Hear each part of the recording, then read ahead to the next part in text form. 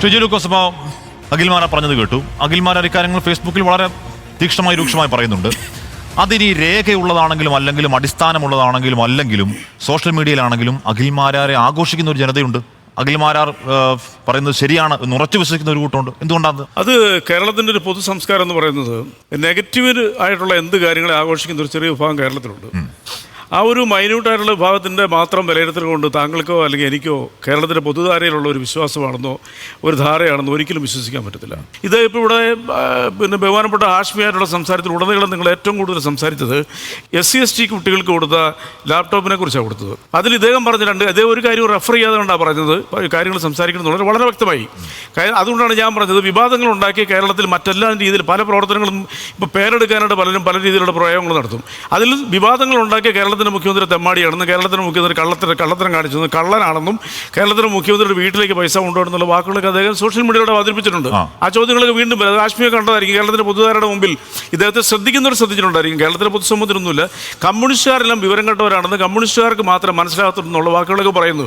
കമ്മ്യൂണിസ്റ്റുകാരെന്നൊരു അഖിൽമാരാരുടെ വാക്ക് കേട്ടുണ്ടെന്നും പ്രകോപനം കൊണ്ടുപോകുമോ അതിനൊന്നും മറുപടി പറയുന്നതിനുള്ള സമയമൊന്നും കമ്മ്യൂണിസ്റ്റുകാർക്കില്ല. അത് വേറൊരു വസ്തുത.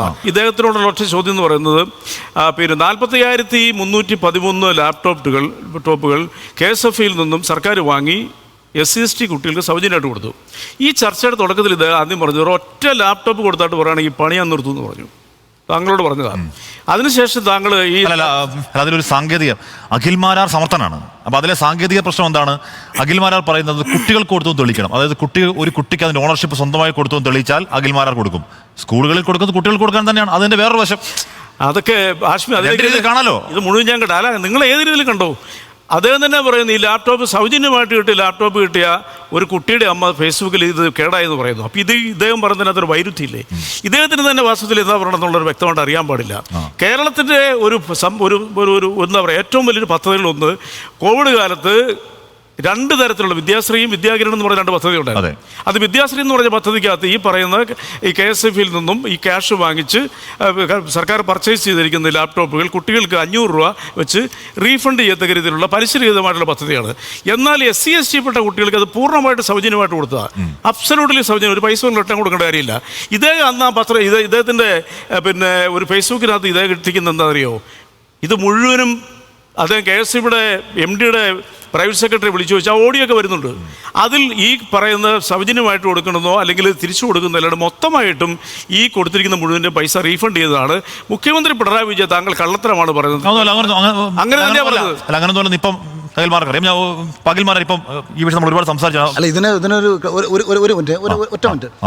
ഈ സ്കൂൾ കുട്ടികൾക്ക് കൊടുത്തു മുഖ്യമന്ത്രി പറഞ്ഞ 2 കള്ളത്തരങ്ങൾ അത് പ്രൂവ് ചെയ്തോളൂ. ഞാൻ എൻ്റെ ചോദ്യമായിട്ട് തന്നെ ഞാൻ താങ്കളിലേക്കും ഇടതുപക്ഷത്തിന് ആൾക്കാർക്ക് ഇടുകയാണ്. മുഖ്യമന്ത്രി തന്നെ പറഞ്ഞ 2 കള്ളത്തരങ്ങൾ. കോവിഡ് കാലത്താണ് SC/ST വിഭാഗത്തിൽപ്പെട്ട ലാപ്ടോപ്പുകൾ കൊടുത്തു എന്ന് പറഞ്ഞത്. കോവിഡ് കഴിഞ്ഞ് സ്കൂൾ തുറന്നതിന് ശേഷമാണ് കൊടുത്തത് എന്നാണ് ഞാൻ പറഞ്ഞത്. അത് ഡേറ്റ സഹിതം അതൊന്ന്. 2, ഒരൊറ്റ SC/ST വിഭാഗത്തിൽപ്പെട്ട കുട്ടികൾക്കും സൗജന്യമായി ലാപ്ടോപ്പ് കൊടുത്തിട്ടില്ല. സ്കൂൾ അല്ല പറഞ്ഞോട്ടെ, എനിക്ക് ലാപ്ടോപ്പ് കിട്ടുക എന്ന് പറഞ്ഞാൽ എൻ്റെ പഠിത്തം കഴിഞ്ഞ് തിരിച്ചു കൊടുക്കാനുള്ളതല്ല, അതെന്റെ വീട്ടിലിരിക്കണം. ലൈബ്രറിയിൽ നിങ്ങൾ എന്തിനാണ് നിങ്ങളുടെ അജണ്ട നടപ്പാക്കരുത്? കാരണം ഞാൻ പറഞ്ഞോട്ടെ, അല്ല അതെങ്ങനെയാണ് ആവുന്നത്? ഈ ലൈബ്രറി പോയി പുസ്തകം എടുത്താൽ കാശ്മീർ ആവൂ? അങ്ങനെയല്ല. ഇത് എന്റെ നാട്ടിൽ ലൈബ്രറി ഉണ്ട്, അവിടെ ഇരിക്കുന്ന പുസ്തകം എന്റെ ആവൂ. ആവശ്യം എന്താണ്?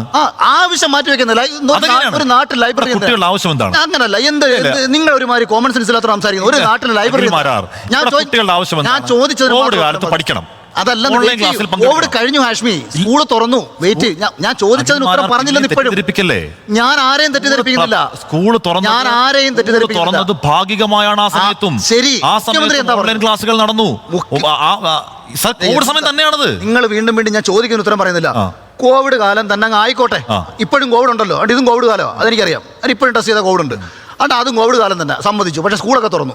സ്കൂള് തുറന്നാൽ സ്കൂളിൻ്റെ ലൈബ്രറിക്ക് കൊടുക്കുന്ന ലാപ്ടോപ്പ് എങ്ങനെയാണ് ഒരു കുട്ടിയുടെ സ്വന്തമാകുന്നത്? ഒരു കുട്ടിക്ക് വെറുതെ കൊടുത്തു എന്ന് പറയാൻ ഒരു മുഖ്യമന്ത്രിക്ക് വന്നിട്ട് ധൈര്യപൂർവ്വം പറയാൻ വേണ്ടി? അങ്ങനെയാണെങ്കിൽ എന്തിനാണ് സ്കൂളും രക്ഷിതാവുമായി ഒരു ധാരണാപത്രം ഉണ്ടാക്കുന്നത്? തിരിച്ചു കൊടുക്കാൻ വേണ്ടിയിട്ട്. ഒരു ധാരണാപത്രം ലൈബ്രറിയിൽ നിന്ന് പുസ്തകം എടുത്താലില്ലേ?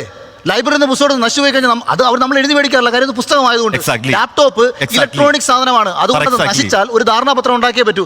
ധാരണാപത്രം അതേ ഉള്ളൂ, പക്ഷെ സ്വന്തമല്ല. അല്ല, അഖിൽ മാരാർ പറഞ്ഞതിന് മറുപടിയുണ്ട്. അഖിൽ മാരാർ പറഞ്ഞതിന് മറുപടിയുണ്ട്. ഇങ്ങനെ പറയാം, അത് ഹാഷ്മി ഒരു മിനിറ്റ്, മുഖ്യമന്ത്രിക്ക് ഇങ്ങനെ പറയാൻ ഞാൻ ചോദിക്കില്ല. കുട്ടികളുടെ പഠനവുമായി ബന്ധപ്പെട്ട് സ്കൂളുകൾക്ക് ലാപ്ടോപ്പ് അനുവദിക്കുകയായിരുന്നു. പിന്നെ 2, ഇത് ദുരിതാശ്വാസ നിധി എന്നാണോ? ഇതാണ് പ്രധാനപ്പെട്ട ചോദ്യം. ഇതാണ് ഞാൻ പറഞ്ഞത്. ഇവിടുത്തെ സാഹചര്യം മാറുന്നില്ലേ? പ്രളയ സമയത്ത് മേടിക്കുന്നവർക്ക് പിന്നീട് മുഖ്യമന്ത്രി വന്ന് വിറക്കുന്നില്ലല്ലോ. മുഖ്യമന്ത്രി മേടിക്കുന്നത് ദുരന്തം വരുമ്പോഴാണല്ലോ പിരിക്കാൻ വരുന്നത്.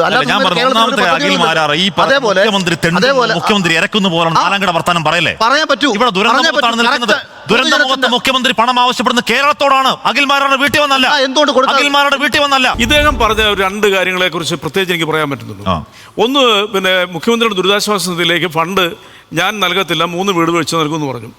അതിനടുത്ത ദിവസം ആരോ ചോദിച്ചപ്പോൾ അദ്ദേഹം പറഞ്ഞു എൻ്റെ സുഹൃത്തുക്കളോട് പൈസ കളക്ട് ചെയ്തെന്ന് പറഞ്ഞു. അതിലൂടെ ഇദ്ദേഹം കൊടുത്തൊരു മെസ്സേജ് എന്ന് പറയുന്നത് മുഖ്യമന്ത്രിയുടെ ദുരിതാശ്വാസ നിധിയിലേക്ക് പൈസ കൊടുക്കരുത്. ഏത് സമയത്ത് ഇദ്ദേഹം പറഞ്ഞു നൽകണം. ഹാഷ്മി ഉൾപ്പെടെയുള്ള മാധ്യമങ്ങൾ കേരളം വിറങ്ങലിച്ച് കേരളം കണ്ട ഒരുപക്ഷെ രാജ്യം കണ്ട ഏറ്റവും വലിയ പ്രകൃതി ദുരന്തത്തിൻ്റെ മുൻപിൽ വേദനയോടെ കരഞ്ഞുകൊണ്ട് റിപ്പോർട്ട് ചെയ്യുമ്പോഴത്തേക്ക് ഈ ചെറുപ്പക്കാരൻ കേരളത്തിലെ ഈ സർക്കാരിൻ്റെ എതിരെയുള്ള ശത്രുത പുറപ്പെടുവിക്കാൻ വേണ്ടി ഈ പാവങ്ങളെ കരുവാക്കിക്കൊണ്ട് പൈസ കൊടുക്കരുതെന്ന് പറഞ്ഞത് ഒരു ദുരന്തത്തിൽ ഒരാൾക്ക് വേദനിക്കാതിരിക്കാം, അത് അഖിൽ മാരാരുടെ അവകാശമാണ്. അഖിൽ മാരാരുടെ അവകാശം പൈസ കൊടുക്കരുതെന്ന് ഒരിടത്ത് പറഞ്ഞിട്ടില്ല. പൈസ കൊടുക്കരുതെന്ന് ഒരിടത്ത് പോലും ഒരു സ്റ്റേറ്റ്മെന്റ് പറഞ്ഞിട്ടില്ല. ബാക്കി പറഞ്ഞു ഞാൻ എന്റെ പൈസ കൊടുക്കില്ലെന്നേ പറഞ്ഞിട്ടുള്ളൂ. MTRF-നോട് പണം നൽകരുത് എന്ന് പൊതുസമൂഹത്തോട് ആഹ്വാനം ചെയ്യുന്നില്ല അഖിൽ മാരാർ. അഖിൽ മാരാർ കൊടുക്കില്ല എന്നേ പറഞ്ഞുള്ളൂ. അഖിൽ മാരാർ എന്ന് പറയുന്ന സോഷ്യൽ മീഡിയയിലൂടെ അല്ലെ ബിഗ് ബോസിലൂടെ ഒക്കെ അറിയപ്പെടുന്ന ഒരാൾ കൊടുക്കുന്നില്ല എന്ന് പറഞ്ഞാൽ നിങ്ങളും കൊടുക്കരുതെന്ന് തന്നെ അതിന്റെ അർത്ഥം. അത് പൊതുസമൂഹത്തിന് നിങ്ങൾ അണ്ടർസ്റ്റിമേറ്റ് ചെയ്യുന്നതോടെ നിങ്ങൾ അധികം സമയം തരാത്തതുകൊണ്ട് ഞാൻ ചോദ്യങ്ങളെ ചോദിച്ചിട്ട് അവസാനം മറുപടി പറഞ്ഞാൽ മതി. കേരളത്തിന് മുഖ്യമന്ത്രിയുടെ ദുരിതാശ്വാസ നിധിയിലേക്ക് ആ ഫണ്ട് എങ്ങനെയാണ് ഹാൻഡിൽ ചെയ്യുന്നതിനെ കുറിച്ച് ഇദ്ദേഹത്തിനൊരു ചുക്കും അറിയത്തില്ല. അതെങ്ങനെയാണ് ഹാൻഡിൽ ചെയ്യുന്നത്? നിങ്ങൾ ദുരിതാശ്വാസ നിധിയിലേക്ക് നിങ്ങൾ ട്രാൻസ്ഫർ ചെയ്യുന്ന പണം കേരളത്തിന് മുഖ്യമന്ത്രിയുടെ അക്കൗണ്ടിലേക്കല്ല പോകുന്നത്. കേരളത്തിന് മുഖ്യമന്ത്രി എന്നല്ല ഇന്ത്യയിൽ ഒരു മുഖ്യമന്ത്രി മനസ്സ് വെച്ചാലും ഒരു ഇന്ത്യൻ മണി പോലും അതിനകത്ത് ആർക്കും കൊടുക്കാൻ പറ്റത്തില്ല. അത് നേരെ ചെല്ലുന്നത് ധനകാര്യ സെക്രട്ടറിയില്ല, അഡീഷണൽ ധനകാര്യ സെക്രട്ടറിയുടെ അക്കൗണ്ടിലേക്കാണ് ആ പൈസ ചെല്ലുന്നത്. ഈ ധനകാര്യ സെക്രട്ടറിക്ക് പോലും അതിനകത്തൊന്നും ചെയ്യാൻ പറ്റത്തില്ല. ഗവൺമെന്റ് മുമ്പിൽ വന്നിരിക്കുന്ന 3 കാറ്റഗറിയിൽപ്പെട്ട, അതായത് ദുരന്തത്തിൽ വന്നിരിക്കുന്ന ഓരോ ആക്സിഡന്റ് വന്നിരിക്കുന്നവർ അല്ലെങ്കിൽ രോഗികളായിട്ടുള്ളവർ അങ്ങനെയുള്ള സർക്കാർ ഉദ്ദേശിക്കുന്ന കാറ്റഗറി വന്നിരിക്കുന്ന അപേക്ഷകരിൽ നിന്നും ഇത് സെലക്ട് ചെയ്ത് ഗവൺമെന്റ് കൊടുക്കുന്നുണ്ടെങ്കിൽ രണ്ടാമത് റവന്യൂ സെക്രട്ടറിയുടെ കൂടിയിട്ട് സംയുക്തമായ രീതിയിൽ ത്രൂ ബാങ്കിലൂടെ ട്രാൻസാക്ട് ചെയ്യാൻ പറ്റത്തുള്ളൂ. മൂന്നാമത്തെ പ്രധാനപ്പെട്ട കാര്യം എന്ന് പറയുന്നത് നിങ്ങൾ ഈ ട്രാൻസാക്ഷൻ കൊടുക്കുന്ന ഇതിൽ വന്ന ഫണ്ടുകൾ മുഴുവനും നിങ്ങൾക്ക് അതിന്റെ വെബ്സൈറ്റിലൂടെ നോക്കിയിട്ടുണ്ടെങ്കിൽ ഈ ഫണ്ട് പോകുന്ന മുഴുവൻ കാര്യങ്ങളും അറിയാം, വിവരാവകാശ രേഖകളോട് അറിയാം. പിന്നെ എങ്ങനെയാണ് കേരളത്തിന്റെ മുഖ്യമന്ത്രി അദ്ദേഹത്തിന്റെ വീട്ടുകാർക്കും കേരളത്തിന്റെ മുഖ്യമന്ത്രി അദ്ദേഹത്തിന്റെ സ്വന്തക്കാർക്കും സാവിതാൽപ്പാർക്കും ഒരു ഫണ്ട് കൊടുത്ത് തട്ടിപ്പ് നടത്തി നിന്ന് ഇയാൾ പറയാനുണ്ട് ഇയാൾക്ക് എന്താ അവകാശമുള്ളത്? അപ്പൊ ഇത് കേൾക്കുന്ന കേരളത്തിലെ ജനങ്ങൾ എന്താ വിചാരിക്കുന്നത്? ഇത് വിശ്വസിക്കുന്ന ഒരു വിഭാഗം ഉണ്ടെന്നുണ്ടെങ്കിൽ അവരെ തെറ്റിദ്ധരിപ്പിക്കുമല്ലേ? താങ്കൾ ഈ ഷോയിൽ വെച്ച് തന്നെ കേരളത്തിൽ തെരഞ്ഞെടുക്കപ്പെട്ട 99 സീറ്റോടുകൂടി 2ാം വട്ടവും തെരഞ്ഞെടുത്ത കേരളത്തിലെ പൊതുസമൂഹത്തിന്റെ റെപ്രസെന്റേറ്റീവായിട്ട് ഭരണഘടന വോട്ട് സത്യപ്രതിജ്ഞ ചെയ്ത കേരളത്തിന്റെ മുഖ്യമന്ത്രി താങ്കൾ തെമ്മാടി എന്നുള്ള വാക്ക് ഉപയോഗിച്ചുകൊണ്ട് താങ്കൾ സംസാരിച്ചു. താങ്കൾക്ക് ഇതിനുള്ള റൈറ്റ് എന്താണ്? ഞാൻ തെമ്മാടി എന്നത് മാറ്റി വേണമെങ്കിൽ പരനാറി എന്നാക്കാം, കാര്യം അത് മഹത്തായ പദമാണെന്ന് എന്ന് അദ്ദേഹം തന്നെ തെളിയിച്ചിട്ടുണ്ടല്ലോ. MK പ്രേമേന്ദ്രൻ എന്ന് പറയുന്ന ഒരു ജനപ്രതിനിധി മുൻ മന്ത്രിക്കെതിരെ ഒരു ഇതുമില്ലാത്ത രീതിയിൽ അദ്ദേഹത്തിന് അത് പറയാമെങ്കിൽ, ഒരു ബിഷപ്പിനെ നിഷ്ഠജീവി എന്ന് വിളിക്കാമെങ്കിൽ, അല്ലെങ്കിൽ എടോ പോടോ എന്ന് വിളിച്ച് സംസാരിക്കാമെങ്കിൽ, ശുംഭായ ഉൾപ്പെടെ പല വാക്കുകളും ഇതൊക്കെ അദ്ദേഹത്തിന് സമ്മാനിക്കാമെങ്കിൽ എൻ്റെ കാഴ്ചപ്പാട് കേരള സമൂഹത്തിൽ ഒരുപാട് മോശം കാണിച്ചിട്ടുള്ള ഒരാളെന്ന് ഞാൻ വിശ്വസിക്കുന്ന, കാരണം അനുഭവം കൊണ്ടും പ്രവൃത്തികൾ കൊണ്ടും നമ്മുടെ മുന്നിലേക്ക് എത്തുന്ന ഡേറ്റാസ് കൊണ്ടും ഞാൻ വിശ്വസിക്കുന്ന ഒരാളെ അത് വിളിക്കാനുള്ള അവകാശം ഈ രാജ്യത്ത് ജീവിക്കുന്ന ഒരു പൗരനിൽ എനിക്കുണ്ട്. ഞാനത് മുമ്പും പരസ്യമായി ഒരു പബ്ലിക് വേദിയിൽ തന്നെ വിളിച്ചിട്ടുണ്ട്. എനിക്കെതിരെ മുൻപ് കേസെടുത്തിട്ടുണ്ട്. അത്തരം കേസുകൾ എനിക്കൊരു പ്രശ്നമുള്ള കാര്യമല്ല. ഞാൻ അത് അങ്ങനെ വിളിക്കും, അങ്ങനെ എതിർക്കും, പ്രതികരിക്കും. അടുത്ത നിയമസഭാ തെരഞ്ഞെടുപ്പിൽ അഖിൽ മാരാർ സ്ഥാനാർത്ഥിയാണ് ആണോ? ഞാനൊരു ഒക്ടോബറിൽ എൻ്റെ ഒരു സിനിമ ഷൂട്ടിംഗ് ഉണ്ട്. നമ്മൾ ഇനി സിനിമയായിട്ട് പോകും. സ്ഥാനാർത്ഥി അല്ലാന്ന് പറയില്ല.